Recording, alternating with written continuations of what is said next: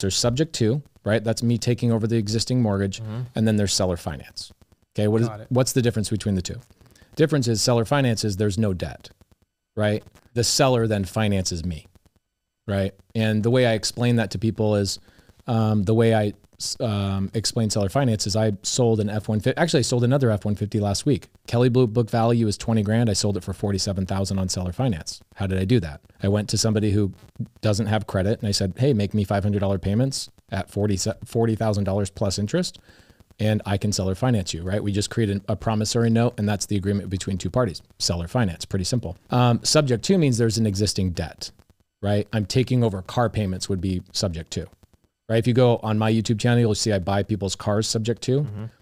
In subject to, people have pain. In seller finance, the sellers have a desire for gain, okay? Subject to handles a need. Seller finance satisfies greed.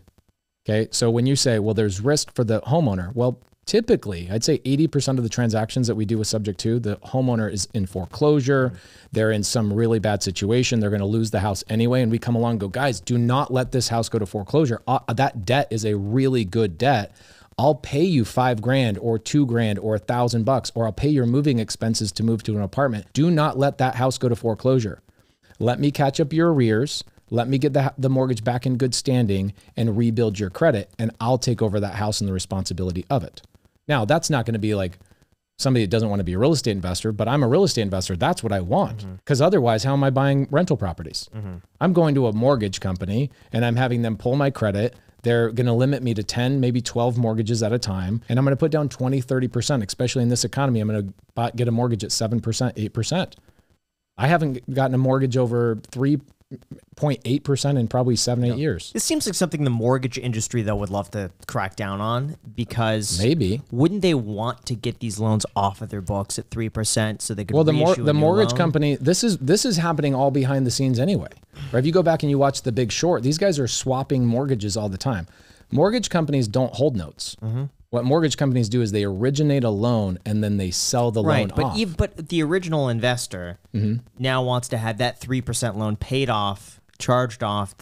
They want to get that off their books to make way for something at 6% or 5%. Yeah, I think the value of their loans go down because they have all these 3% loans out there when you could get 6% right now. Yeah, 100%. But I don't think they have the technology or the know-how to go back and go, all right, we're going to go to these ones and know whether these are homeowners or real estate investors. And nor can they come and call a note on a 30-year fixed deal if you haven't violated or done something wrong, right? Subject to's been around for hundreds of years. But don't they still reserve the right? To to call the loan. Yes. Even if you call them, I've had the due on sale clause called me 5 times where we were not able to negotiate with the bank, and every single time we just deeded the property back and repurchased on a lease option. Okay, that's it. Due on sale clause, and I've never known one person ever that has lost a property due on sale.